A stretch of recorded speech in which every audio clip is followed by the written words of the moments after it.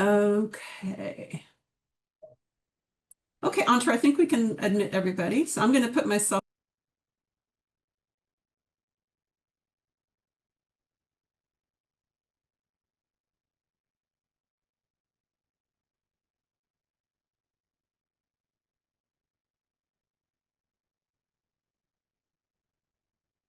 Okay, I believe we've got everybody admitted. Yes, we do. Well, I want to welcome everyone to the virtual open house, and the we're going to be um, greeting our potential candidates for PEO's 2026 elections. We're very happy that you've joined us here tonight, and hopefully this will be a helpful and informative session. This interactive session will provide an opportunity to ask questions of the Chief Elections Officer regarding the nomination and voting procedures, the election publicity procedures, and nomination forms. The session will also feature discussions on the election process, an overview of PEO council, the role of counselors, the time commitment, and some of the counselors that are in attendance may want to tell you a little bit about their experience being on council. Before I introduce our committee volunteers, staff, and chief elections officer, I'd like to review a couple of housekeeping items. Asking questions during the Q&A portion of the open house. You can use the raise hands feature to ask a question aloud once we get to the Q&A portion. I also will allow some questions during the presentation. If it's something that's urgent you would like to talk about immediately. But other than that, we will have a Q&A session at the end. And the staff will assist me in managing the speakers list and queue them as necessary. You may ask questions in written format as well as by sending a chat to the host or to one of the co-hosts. They are identified in the participants list, which you'll see in a section in a minute. We'll do our best to work these in during the Q&A session. Muting.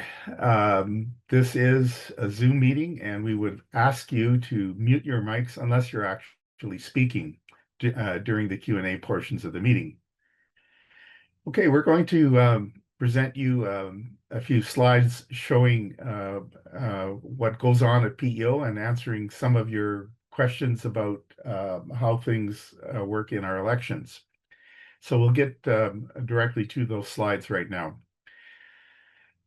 Attending tonight is Gregory Wochuk. That's me. I'm the chair of council and the chair of the Central Election and Search Committee. We have Suresh Kanal, Mustafa Khosravi, Marcia Lim, Bhargav Pandya, Mohammed Semnani. These are members of the CESC. We also have members from the Regional Election and Search Committee. These are the chairs of the 5 RESCs. We have Nanda Lewin, East Central, Susan McFarlane, Western, Ravinder Panasar, West Central, Luc Roberge, who's Northern, and Susan Jingmiao Shi, Eastern Region. We also have in attendance our Chief Elections Officer. He's the fellow who runs the election. He's not a PEO person. He is we hire Andrew to be independent of PEO. He runs the actual election and deals with the issues that arise during the election. The PEO staff in attendance are Marina Solakian, who is our Senior Director for Governance, Meg Ferez, our Manager of Council Operations, Graham Pedregosa, Council and Committee Coordinator and Zoom host for tonight, and Antora Anwar, who is our Council and Committee Coordinator and a Zoom co-host for tonight.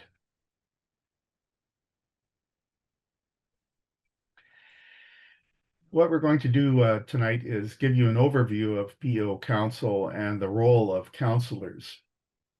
We're going to take questions and hopefully provide answers. And then I will make a few closing remarks at the end of the evening.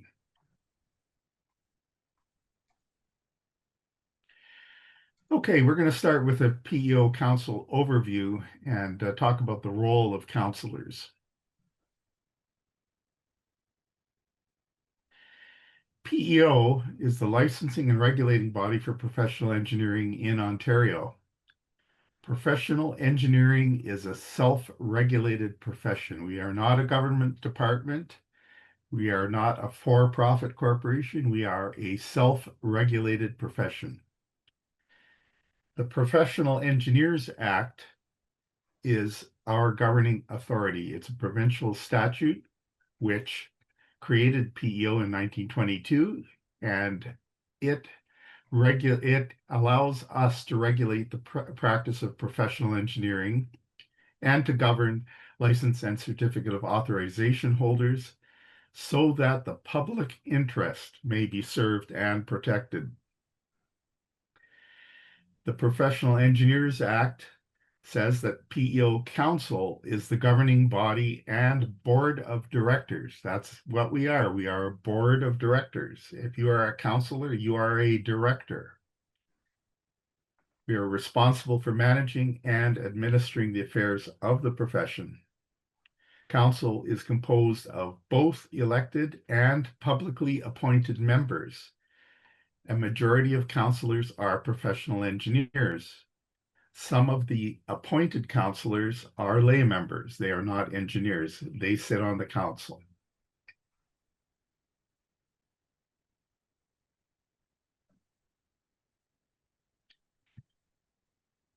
We're going to give you an overview of council. Council's role is to operate at the strategic level and not the operational level. PEO has approximately 140 employees who run the place. They do the actual operation of PEO. Council's role is to set the policy. We oversee the activities of our sole employee, which is the CEO registrar. She, in turn, directs the work of the staff. Elected counselors. 15 counselors are professional engineers who are elected by PEO license holders. One is elected annually as the president-elect. The president-elect assumes the position of president the year following their election. One engineer is elected annually as vice president. The remaining 13 elected counselors are there for 2-year terms. PEO is organized as 5 regions, geographic regions. The Western region, the West Central, the East Central, the Eastern region, and the Northern region. The GTA is included in the West Central and East Central regions.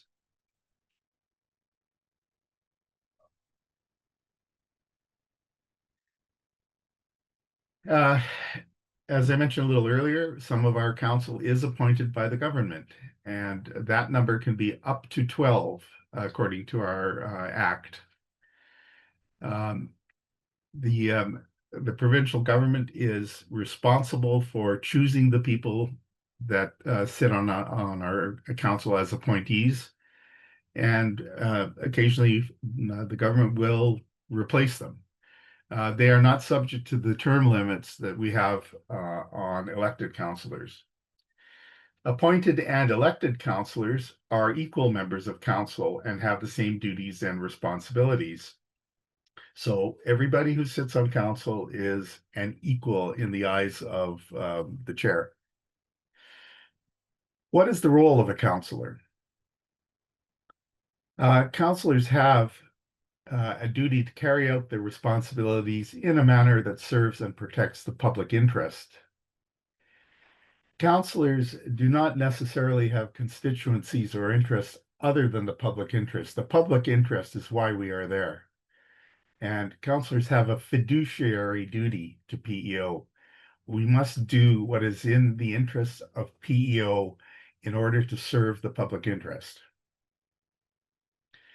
Counselors take part in governance committees, and they serve actively on those committees when they are appointed. Counselors must avoid conflicts of interest by disclosing any interest they may have other than as members of council in any matter coming before the council. If you have something in your outside life that may conflict with what you're doing at council, you have to disclose it. Counselors must familiarize themselves with the act, the regulation, the bylaws, and other such policies and documents as may be necessary as background knowledge. This assists you in performing your duties. And you don't have to be a lawyer to understand these documents. We do have a lawyer on staff who can assist if you have a really um, uh, serious question about the act, the regs, or the bylaws. We certainly will assist you if you have any questions in interpreting those documents. Slide, please. Okay, terms of office. Counselors take office at the close of business at PEO's annual general meeting that follows their election. Our annual meetings typically are held in April and I think sometimes in May. So the election closes, I believe, in November, and you don't take office until the annual meeting. Those elected for a one-year term hold office until the close of business at the following annual meeting.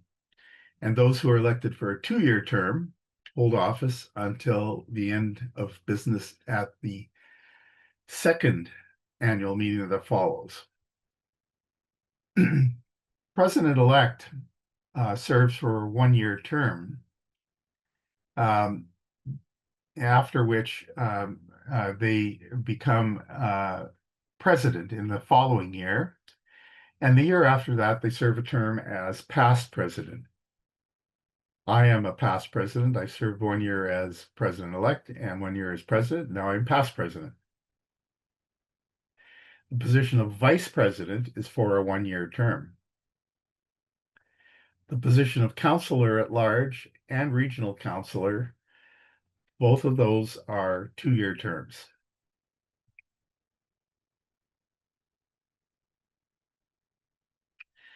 A few years ago, in order to promote fresh blood at PEO, council decided to introduce term limits. So elected council positions have a cooling off period before they can run again. Typically, the regional and at-large councilors can run twice, and then they have to take a period off before they can run again for the position. Section 2.1 of the regulation 941 has more information on this, or the chief elections officer can help you if you have any questions about term limits. Now, all of us serving on council are volunteers. We do not receive remuneration for the work we do. Our expenses, certain expenses, however, are reimbursed. Travel, accommodation, meals, these things are very clearly spelled out, and you will be reimbursed for any expenditures that fit those categories. We're working on a very detailed remuneration framework right now, but it'll be a couple of years before it's fully worked out. Slide, please. Council has 5 committees. The governance committees are the what I call the meat and potatoes of the organization, of the policy side of PEO. We have the Audit and Finance Committee, which works on things such as budgets. The Governance and Nominating Committee, which deals with issues relating to the structure of PEO. Human Resources and Compensation deals with one of its primary duties is to deal with our registrar, CEO registrar, and to set, excuse me, policy for the Human Resources department at PEO. Regulatory Policy and Legislation is the final governance committee. That committee looks at things such as needed changes in our act or regulation and bylaws. The executive committee is a special committee which is convened at the call of the chair of council or the president. The executive committee is sort of a fill-in committee. Once in a while, there is an urgent matter which needs to be discussed, and we don't want to call a full council meeting. So a meeting of the executive committee can be convened.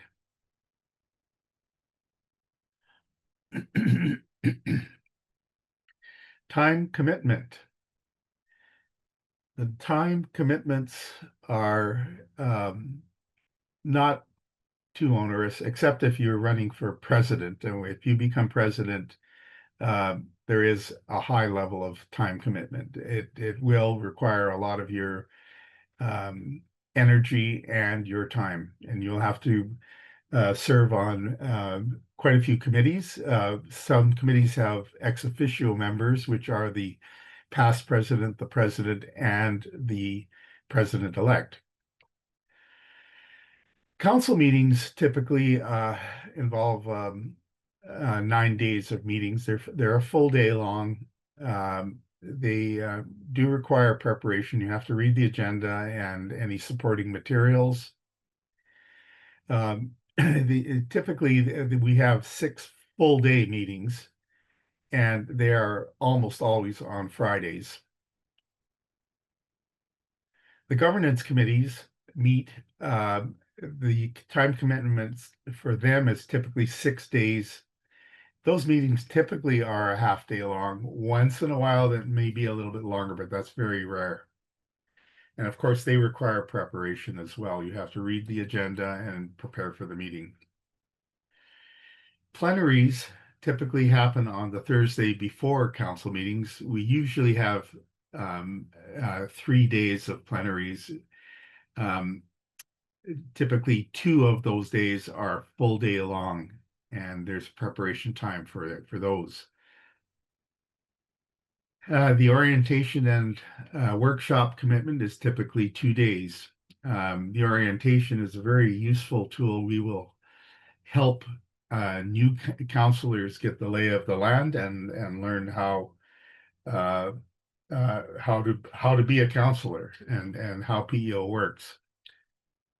The annual general meeting is a day-long event.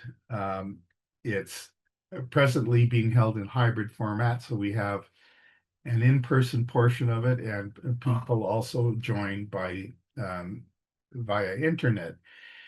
We do expect members of council to attend the annual meeting in person. Slide, please.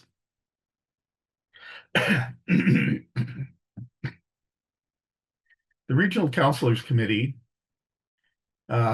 is comprised of 10 regional councilors, 2 for each of the 5 regions. The regional councilors are required to attend these meetings, and that's typically 4 to 6 times per council year. And those meetings are a mix of virtual and in person. Including travel and meeting preparation time, those meetings could amount to about 6 days during the council year.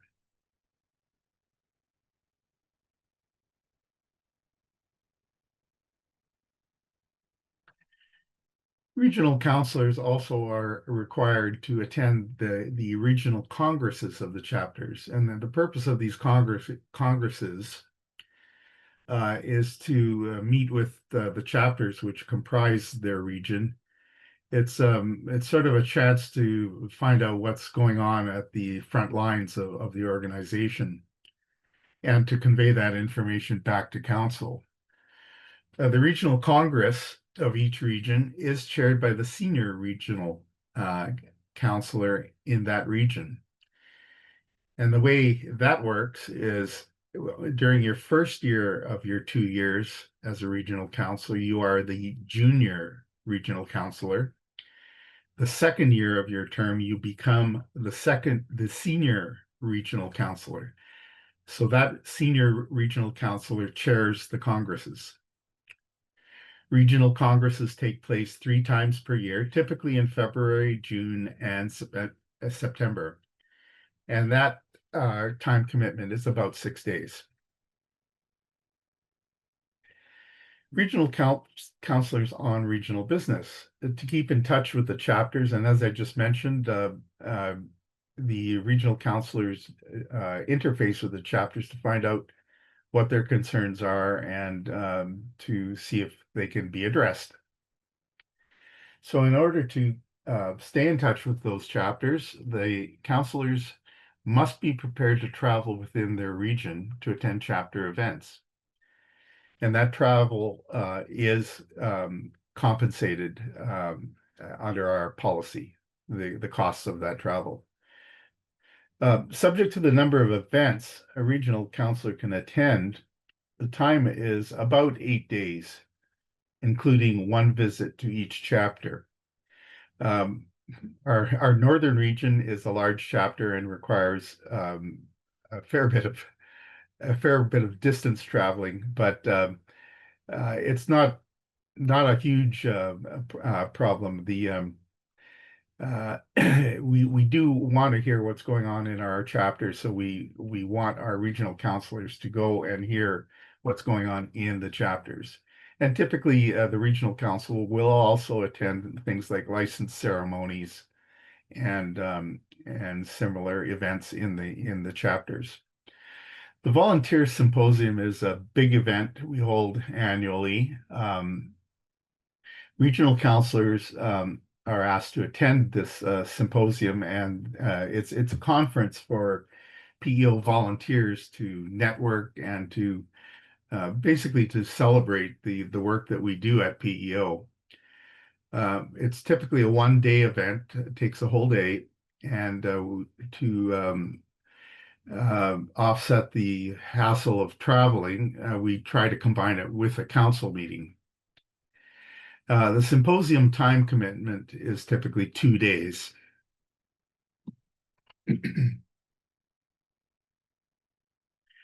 Okay, at this point, we will take some questions and hopefully provide some answers about the election process, the role of council, the council terms of office, term limits, compensation, time commitments, and the commitments of regional counselors. So we'll open it up to the attendees at this point to raise your hands and feel free to ask whatever's on your mind.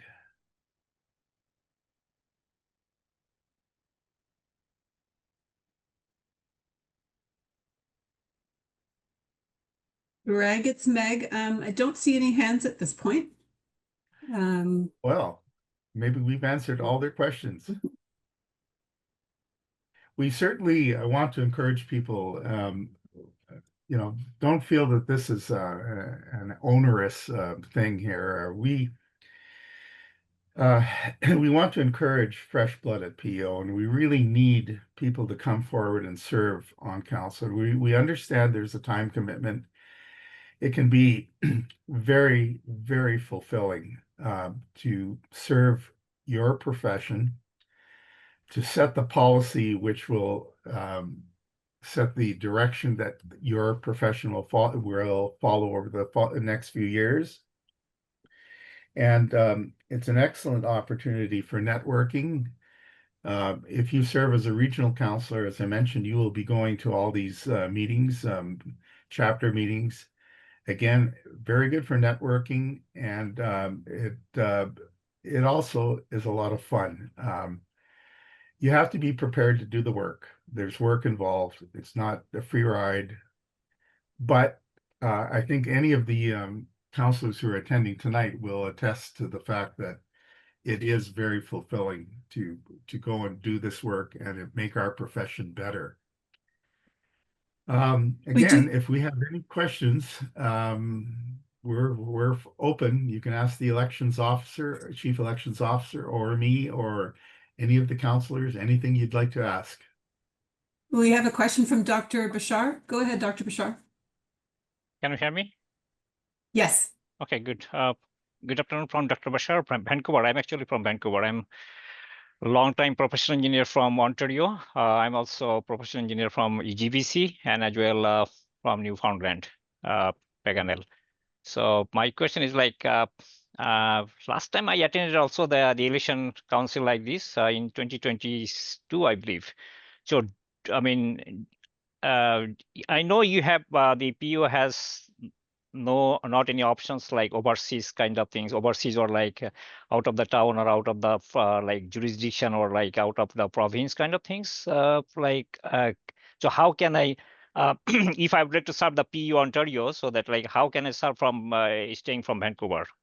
And like, I mean, I have to do I'm the CEO of the Optimum Energy Solutions Incorporation, and my work domain is also in Ontario, in Newfoundland, and all over Canada. So I would like to serve voluntarily for the PO, but I would like to search some of the scopes, how I can be associated with the PO election counselor or volunteer or anything. Like I need to know the scope to be elected or like any kind of associated with PO. Staying from, I mean, residing from Vancouver. Thank you. Yeah, thank you for that question. Quite a number of our 90,000 members do not reside in Ontario. They are licensed in Ontario. Currently, to serve on council, you have to reside in one of the five regions. It's unfortunate that we don't have the ability to bring somebody in from another province to sit on the actual council. However, if you want to volunteer and make a difference at PEO, you can certainly serve on committees, and the committees do hold meetings, which are both typically they are hybrid meetings where you can attend remotely. Does that answer your question? Yeah, so how, I mean, should I contact for every single event, or can I keep my contact number open so that like who will be elected, they should contact me for any kind of evaluating Well, committee for who the licensed professional engineers to be, I mean, like the international graduates or somebody who would like to apply for PEO PINs for Ontario, and then I would like to be in the review committee as well. So I mean, any of my contact number is open for the council, so that anytime I'm open to be contacted from PEO. Well, you can certainly email.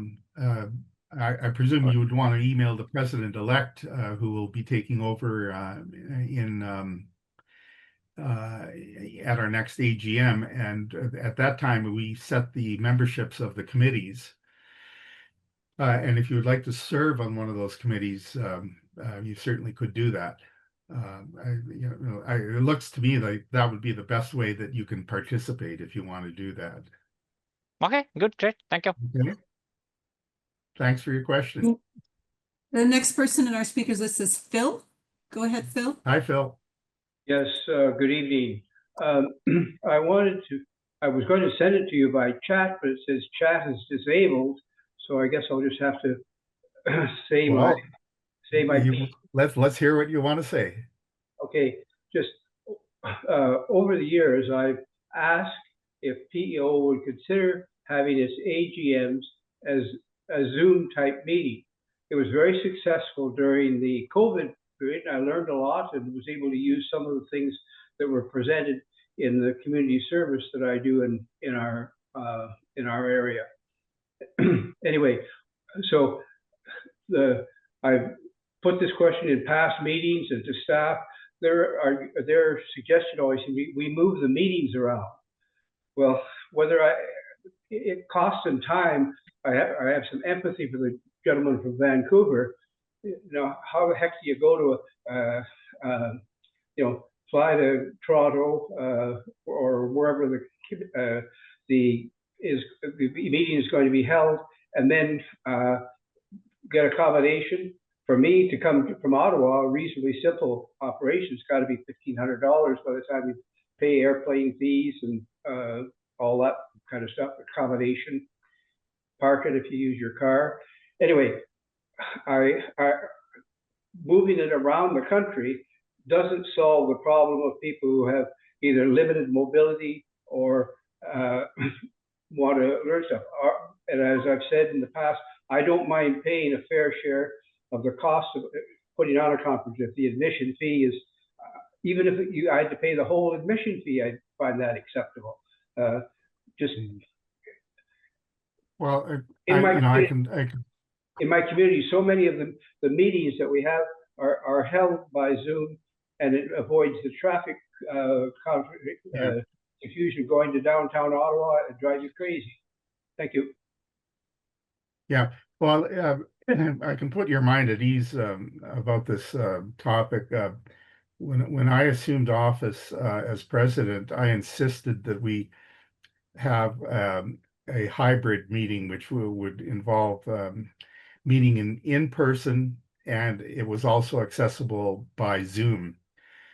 We held that meeting outside of Toronto. We held it just outside of Barrie, Ontario. The reality is that the vast bulk of our membership is in the Toronto area. And that definitely is most cost effective and convenient for us to operate.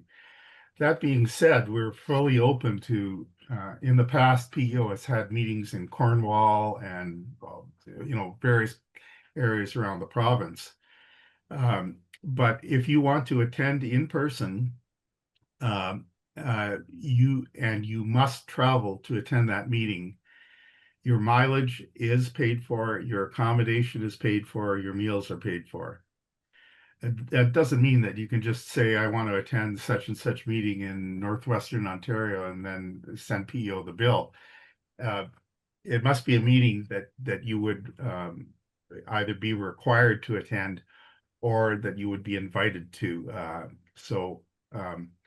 Yeah, you can attend virtually. All of our committee meetings are accessible virtually. Look, Ontario is a big province. There's no question about it. And to travel to, say, Kenora from Toronto is there's costs involved. And PEO does have a budget for this travel and accommodation. I understood what I was asking was a question that I would ask of candidates. I'm not interested in being on PEO council. I have good contacts with somebody who fulfills that role. I'm just saying that's a question I would like to ask of people who are running for office. Would they do more to do what you suggested, is having the AGM, for instance, as something that those of us who are just trying to work hard and earn a living and keep our companies going, could we attend via Zoom? It worked during COVID, and I'm hoping that it might also work.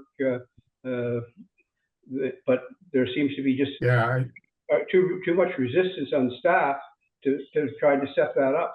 I don't know what the problem is. Thank you.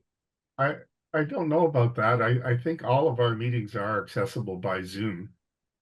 Yes. Certainly not the AGM, they're not. Yes, it is. Yeah, it was. It was. Well, yeah. I owe you an apology then. I owe you an apology. I hope they'll send a good note of how to get there by Zoom. No, I've tried to got crazy answers from staff, but none of them have ever said you can attend by Zoom. No, did you? So you personally had a problem attending virtually our last AGM? That's right, yes. Oh, well, Anyway, our I may have staff, just how to our- do it, but I wasn't going to attend in person. It's just Yeah. takes too much of my okay, time. well, our staff will take note of your comment and look into the matter. As I said, all of our meetings are accessible by Zoom. Okay, I appreciate that. That's Okay. a Thanks. good step forward. Thank you. Yeah, thanks for your comment.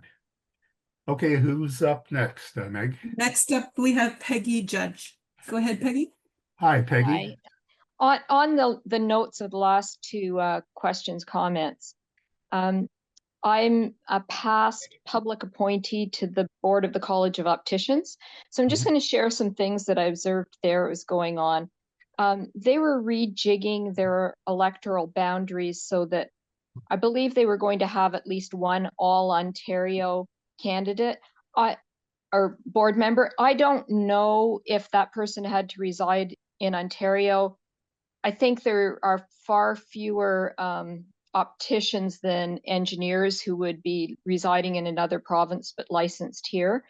But I just toss it out as something that might be an option. Certainly it was something the board had to vote on as to whether we were going to change those electoral districts and how it was set out. And there was a lot of research done leading up to that. On the actual meetings and Zoom and hybrid and stuff, they were running some hybrid meetings. I found certainly when I was in the boardroom and somebody was on the computer screen, it wasn't as great as they were there, but it certainly allowed options for people who for some reason weren't able to attend. But so I've been off for a few months now, but we're basically, after sort of the COVID stuff lifted, doing 2 in-person and two Zoom meetings. And so that took some of that pressure and the cost off of people traveling. So it was very helpful for people who had family commitments and things. And certainly there was one woman on the board, and she was managing her children, but still able to participate in the meeting.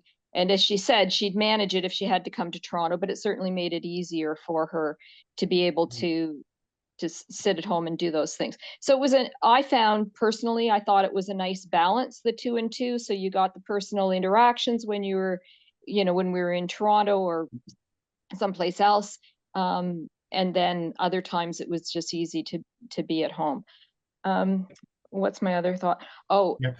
And they found, and this predates me, that I think they got more people interested in being on the board when they paid them. Yeah. Okay, I'll address both of your comments there. First of all, I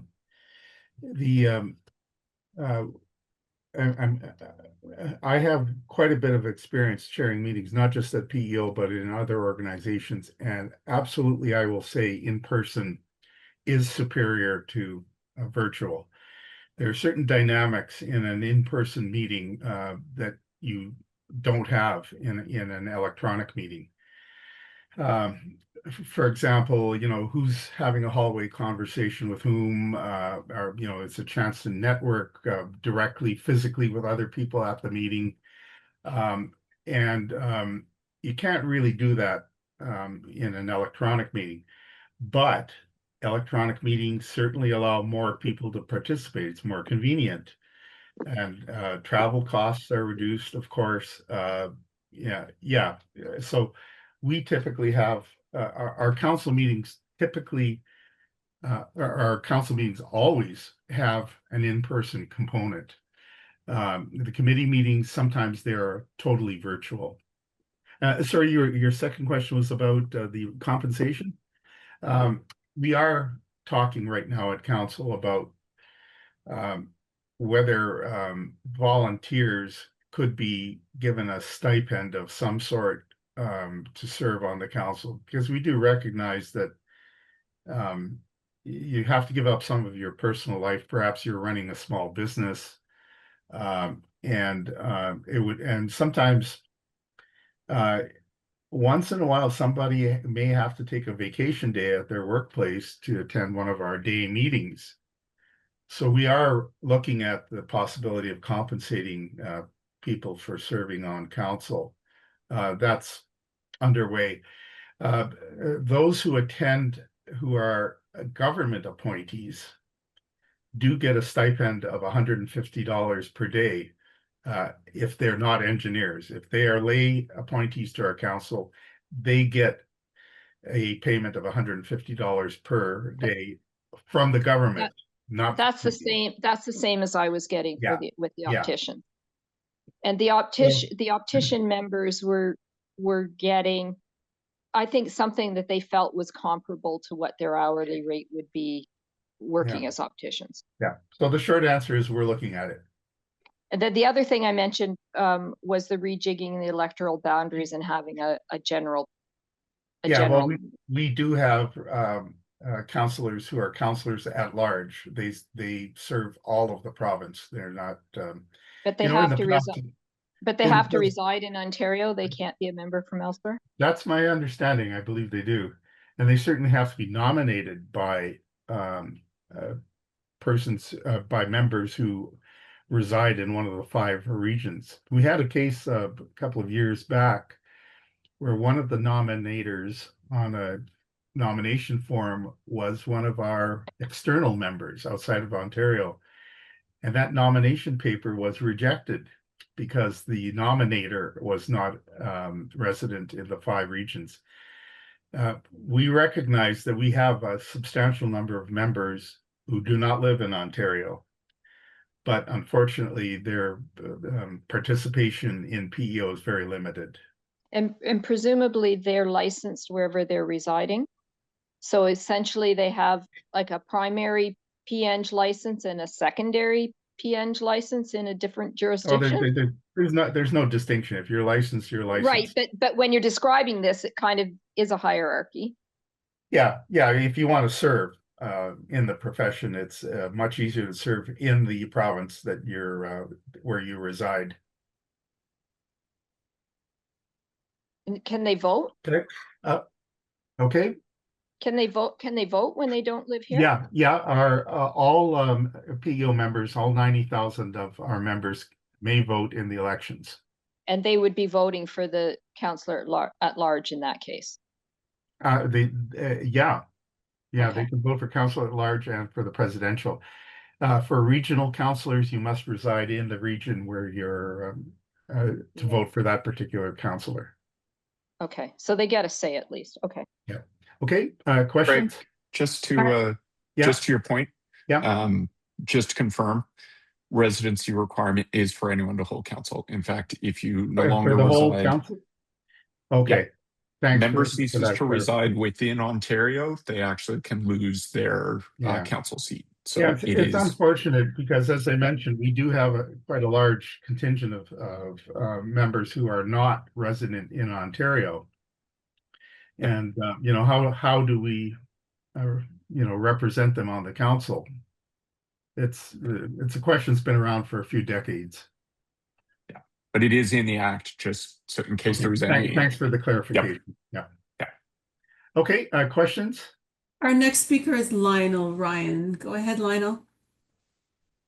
Thank you. And Mr. Chair, I just have a simple question here. How does a new council establish their top priority issues for PEO? Well, the new council or any council, we do have a strategic plan. We just passed a new strategic plan for the coming years. That outlines the overall objectives for the organization. The individual committees use the strategic plan to set their priorities, the things that they need to do. And the council typically gets input from the for governance and the executive committee in formulating its agendas. The strategic plan is the big document. It's a very formal and well-prepared document. It outlines where we see PEO going and doing in the next few years. And I believe the strategic plan is up on our website right now. Is it, Meg, do you know? I'll have to verify that. I believe the information is definitely accessible. We'll check into that. Yeah, so if you want to go to the website and have a look at that, that sort of outlines where we think we're heading over the next few years. Okay, do we have any other questions? I don't see any other hands, but perhaps I can use this as an opportunity to ask a question that I see in the chat. This may have been referenced before. The question is, how strict is the resident of Ontario criteria for the at-large role? I believe we may have discussed that. Well, Andrew, do you want to Yeah. answer that? Yeah, the act it's black and white in the act. Residency is required to be part of council. If you, in fact, move outside of Ontario during your council term, the act says you no longer can serve as a member of council. So it's your home address. As per everything else with regards to the election, it's your home address that is used. So it's strict, unfortunately. Yeah, just to follow on that, about 3 years ago, we did have a councillor in Northern Region who was elected, and her employer, she was a mining engineer, transferred her to Manitoba. She had to resign as councillor. She had been duly elected, but she wasn't a resident anymore. I may have actually elected and never even sat in council. I think, yeah. That's what happened. Yeah. Anyway, any other questions? Perhaps. Yeah, there's a question here about the slides being made available. And yes, they will be on the election webpage, along with the audio of this meeting. Okay, I don't see any hands and I don't have any questions in the chat. I'll ask one of our co-hosts, Graham. Graham, did you receive any questions by chat? No new questions. Okay. Okay. And I'm just gonna interrupt as I was writing a chat. Or Peggy, you can feel free to ask. Well, I was just going to comment with respect to people being able to attend the board meetings who aren't members. Again, what was going on with the opticians is they were being live streamed on YouTube and then recorded and could be watched after the fact. Yeah, all of our meetings are open to the public. The only exception is certain sensitive matters are discussed in camera, and those are closed sessions at which only the councillors and essential staff are present. But yeah, we do broadcast our meetings. We do record our meetings too. If somebody wants to go back and hear what went on at the meeting, that can be done too. But yeah, we're open to the public. We serve the public. And you're doing it online these days. Yeah. Okay, good. We have a question from Peter Inman. Yeah, Peter. Yes, hello. Just a question around nomination forms. Is it acceptable to have the nomination forms submitted, scanned, like written and sent and submitted by email, or do they have to be in paper format? No. They must be in electronic form. Must be electronic now. Must be electronic format. Okay. Yep. And they come directly to me at elections@peo.on.ca. So okay. So in reaching out to someone for the nomination form, it's acceptable for them to send them to me, and then I would in electronic format and then forward them on that way. All right. Yep. Or they can send them directly to me. They can send them to you to send to me, whatever you would prefer. All right. So I will say one of the things with regards to nomination forms in general, not so much to your question, Peter, but just in general, that we do process them. In fact, we've been processing them since about the second day that nominations opened. So I encourage anyone that has questions, reach out to me, and anyone that wants to submit things early, great. The last thing that I absolutely hate to have to do and hate to see is someone to miss a nomination because they had a problem. And sometimes that problem isn't even something they know. if your nomination form from someone has a problem on it, you may not be able to see it. So give yourself time for us to process it, go back and say, oh, hey, turns out you're missing, especially things like Yeah. they don't reside in your region. Council at large, oh, you're missing someone from Northern. Give yourself that time. We're more than happy to, look at things anytime so that you avoid sort of that last minute cutoff. Okay. Yeah, I sorry. want to emphasize what Andrew just said. A couple of years ago, we had a nominee from Northern Region who didn't have internet access where she was working, and she had to travel to a place where there was internet service in order to file her nomination papers. And there was a terrible storm. It was, November, and she did not make it in time. It was after the cutoff time, and her nomination was rejected.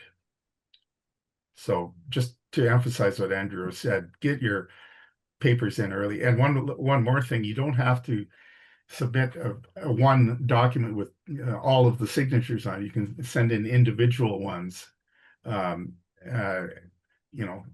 one at a time if you want, but get them in early.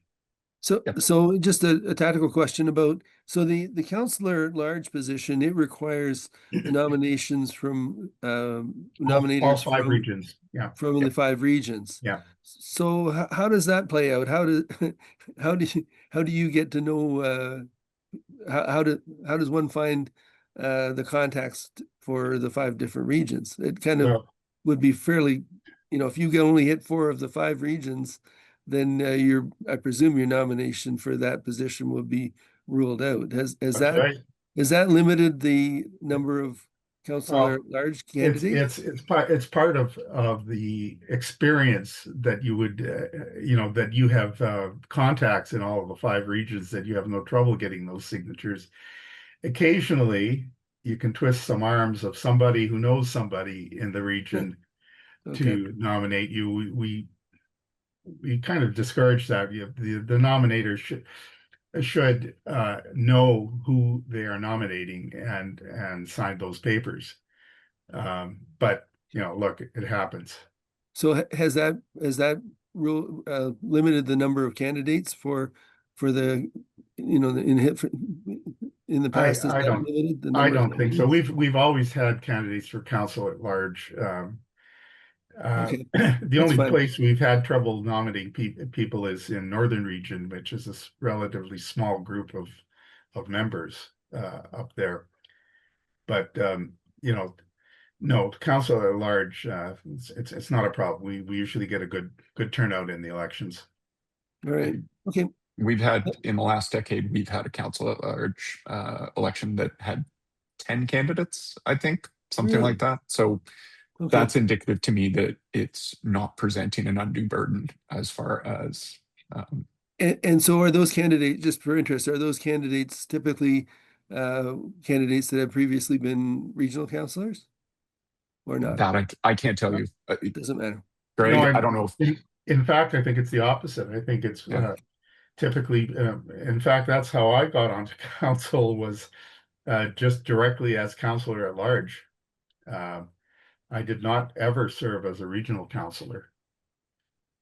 Okay. All right. Thank you very much. Thanks for answering my questions. Appreciate it.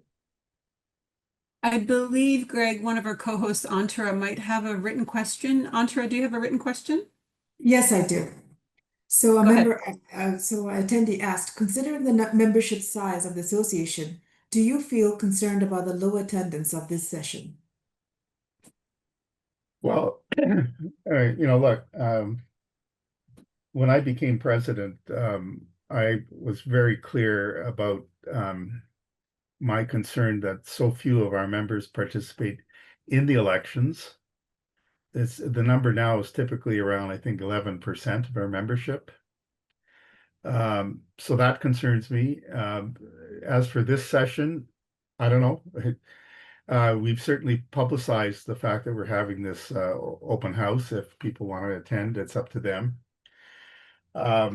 One of the functions of the Central Election and Search Committee is to beat the bushes and get people to run for council. We want to get we want to have some robust debate during the elections. We want to have multiple candidates for each position, but we cannot force that to happen. People have to take an interest in their profession and not just assume somebody else is going to do it. Yeah, I'm concerned about it, very concerned about it. I think we need to engage our members a little more and get them to participate. It's their profession. We are a self-regulated profession. We own and operate this profession. Anyway, if we don't have any other questions, I would invite any of our counselors who are attending, if they want to chip in a thought or two, we can certainly do that. And our president-elect is attending too, if she wants to say something. Anybody? No? Maybe Thank you, Greg. I wanted to share the URL for the council agenda, meetings agenda and the minutes and so on, but I cannot send it to everyone. So I was wondering if one of the co-hosts can just share the URL for the PO page. Leila, it's That's- Meg. Yes, I will pop that link in a minute. Okay, Yes, thank thank you. Okay, well, I don't see any other hands up. maybe what you need as an engineer is to have some good, clean stories that you can tell, maybe some clean jokes. That may help you get an audience that's, Well, thank you. yeah, Greg, just a second for me, just to reiterate, anyone that is interested in running, has any questions, or is trying to nominate, has any questions, as I said, you can reach out directly to me at elections@peo.on.ca. More than happy to chat, help in whatever way. Okay, so that's literally my job. So please feel free. Okay, the better we do, the better an election we have. More candidates, more engagement. So, okay. Thanks, Craig. okay, well, I guess we've come to the end of our session. Again, if anybody has any other questions, please feel free to contact the elections officer, or you can contact the president-elect, or you can write to PEO and we'll get back to you. We want people to run in these elections, please. And if you know somebody who you think might be a good candidate, twist some arms, get them to put their name forward, help them get some signatures. Let's get going on this. I want more participation. Greg, we have one more question. Yes. Attendee joined in late and asked if we will be recording, if the recording of this meeting will be available to them. Sorry? If the recording of this meeting, of the session would be available I to don't them. know. Yes, it's Meg. Meg? Yes, within a few days, the recording will be available on the election webpage, along with the slide deck. Okay, and we do have the regional election and search committee chairs attending tonight. Please, as I said, go and twist some arms, try and get some people interested in running. Let's have a robust election. Okay, I think we're done for the evening. Thank you to everybody who's attended. As Meg said, we will have the Hi. Hello? Oh, I just said good night, all. Oh, okay. Well, good night to you too. We'll wrap this up, and thanks to all of you for attending tonight. Thank you, Mr. Chair. Bye, everyone. Good night. Good night. Good night. Bye. Thanks for joining. Thanks, Greg. Yeah, good night.